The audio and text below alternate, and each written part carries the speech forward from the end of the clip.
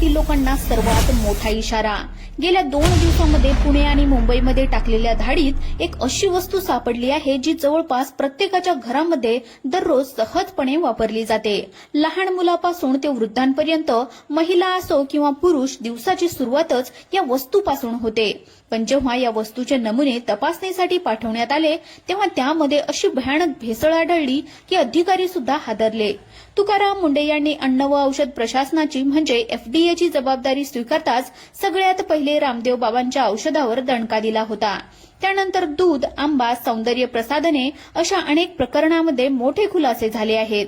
पण आज पुणे आणि मुंबईमध्ये समोर आलेले हे नवीन प्रकरण आतापर्यंतच्या सर्व कारवायांपेक्षा अधिकच गंभीर आणि धक्कादायक आहे। या संपूर्ण रॅकेट मागील मुख्य सूत्रधाराला म्हणजे मास्टरमाइंडला देखील पोलिसांनी बेड्या ठोकल्या असून स्वतः तुकाराम मुंढे यांनी पत्रकार परिषदेमध्ये सर्वसामान्य नागरिकांसाठी सर्वात मोठा इशारा दिलाय। मग कोणती आहे ती वस्तू? पुणे आणि मुंबईतील धाडीमध्ये नेमकं काय सापडलं आणि या वस्तूमुळे तुमच्या आरोग्याला कोणता मोठा धोका निर्माण झालाय? चला जाणून घेऊयात हा संपूर्ण सविस्तर आणि डोळे उघडणारा विशेष रिपोर्ट। 25 मे रोजी आयपीएस अधिकारी तुकाराम मुंढे यांनी राज्याचे अन्न सुरक्षा आयुक्त म्हणून अन्न व औषध प्रशासनाचा एफडीए अधिकृत पदभार हाती घेतला। त्यांनी कार्यभार स्वीकारताच पहिली मोहीम सुरू केली, safe food, safe drug, safe Maharashtra. Tukaram मुंढेची प्रशासकीय कारकिर्दी पाहता भेसळखोरांच्या आधीच धाबे दणाणले होते, पण साहेबांनी सुरुवातच एवढ्या मोठ्या नावापासून केली की संपूर्ण यंत्रणा हादरली। त्यांनी थेट पतंजलीच्या दिव्य फार्मसीवर औषधांचा दणका दिला। मुंबई, पुणे, नाशिकमध्ये कोट्यवधींचा साठा जप्त करण्यात आला। यामध्ये दृष्टी आय ड्रॉप आणि मधुग्रीड सारख्या औषधांचा समावेश होता, ज्याच्यामध्ये भ्रामक दाव्यावर कारवाई करण्यात आली। लोकांना वाटले की नेहमीप्रमाणे साहेबांची बदली होईल, पण तसे झाले नाही। मुंढे साहेबांच्या डोक्यामध्ये एक अत्यंत गुप्त आणि मोठा प्लॅन तयार झाला होता। त्यांनी आपल्या सर्वात विश्वासू अधिकाऱ्यांची एक कोर टीम तयार केली आणि संपूर्ण महाराष्ट्रामध्ये एकाच वेळी कार्यवाहीचे जाळे विणवण्यास सुरुवात केली। पण मित्रांनो, ही तर फक्त सुरुवात होती। रामदेव बाबांच्या औषधाच्या नंतर मुंढे साहेबांच्या रडारवर अशा गोष्टी आल्या ज्या थेट आपल्या स्वयंपाकघरामध्ये पोहोचल्या होत्या। मग कोणती आहे ती मुख्य वस्तू ज्याने अख्ख्या महाराष्ट्राला हादरा दिलाय?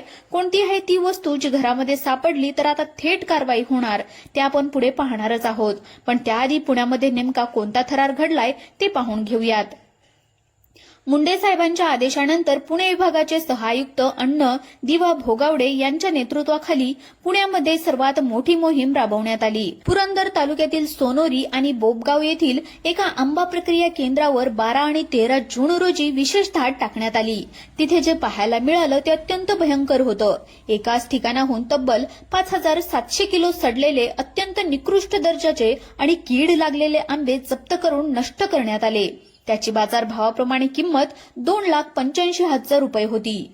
एवढेच नाही तर लोकांच्या आरोग्याशी खेळून तयार करण्यात येणारा 2,91,000 रुपयांचा तब्बल 2,431 किलो आंबा पल्प आमरस देखील भेसळीच्या संशयावरून जप्त करण्यात आला।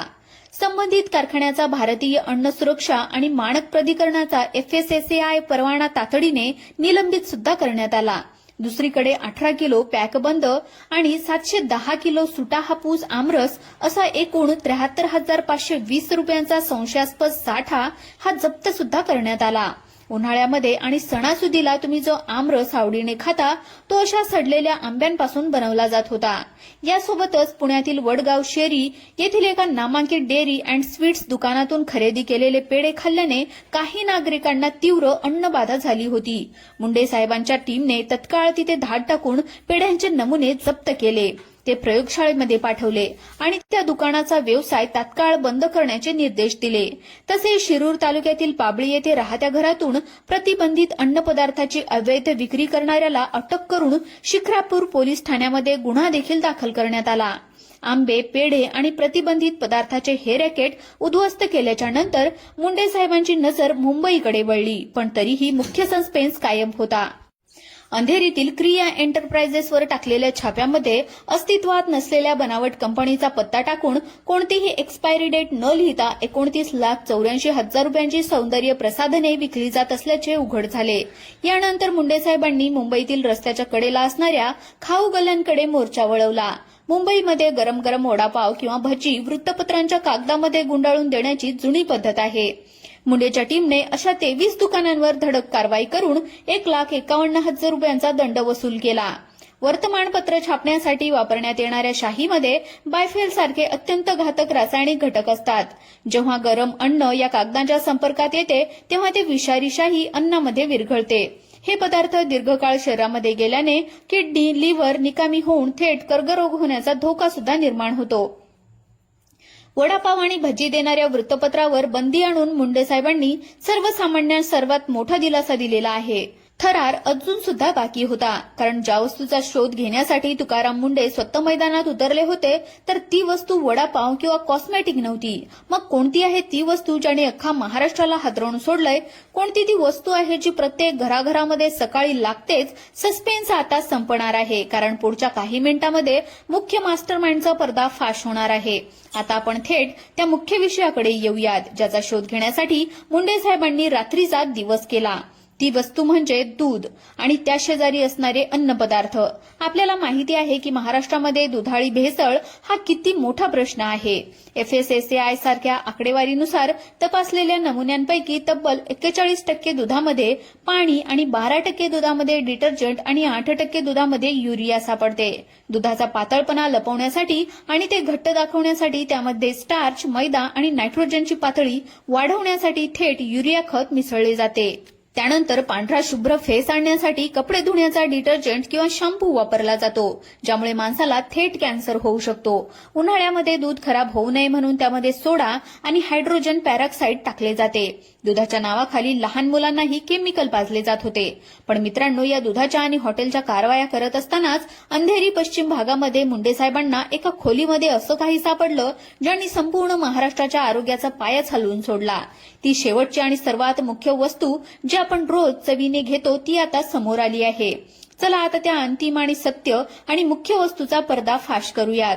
आता वेळ आली आहे त्या सर्वात घातक आणि मुख्य वस्तूचा उलगडा करण्याची, जी महाराष्ट्रातील 12 कोटी लोकांच्या घरामध्ये दररोज 100% वापरली जाते आणि ज्याच्याशिवाय कोणाची सकाळ सुरू होत नाही.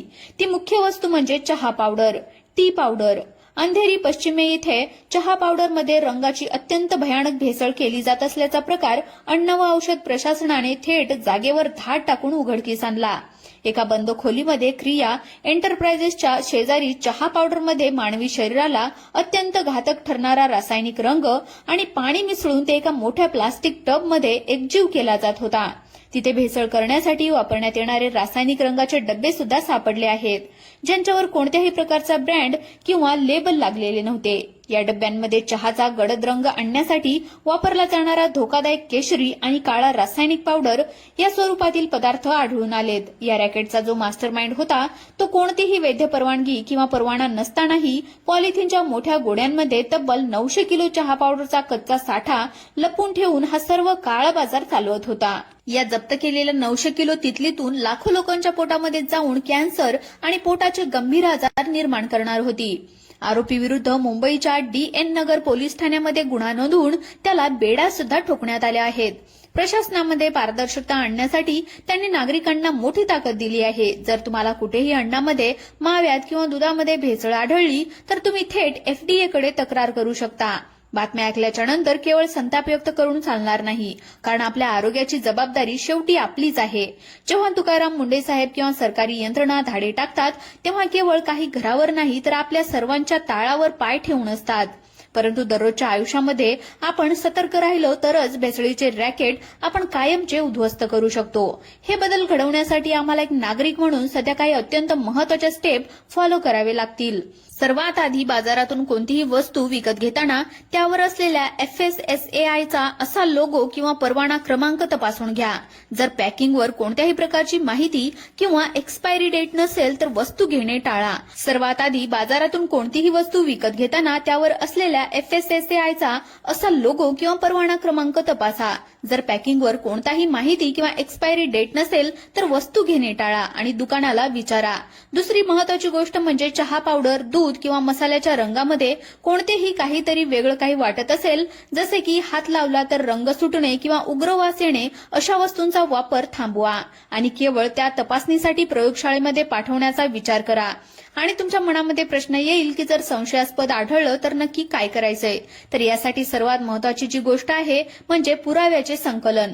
तुम्ही खरेदी केलेल्या वस्तूची पावती जपून ठेवा. त्या भेसळयुक्त वस्तूंचे स्पष्टपणे फोटो काढा आणि जर शक्य असेल तर त्याचा व्हिडिओ सुद्धा जपून ठेवा.